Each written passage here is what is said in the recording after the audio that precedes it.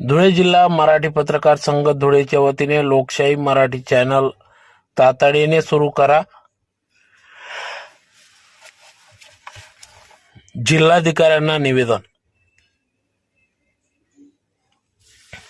याबाबत अधिकृत असे की लोकशाही मराठी चॅनल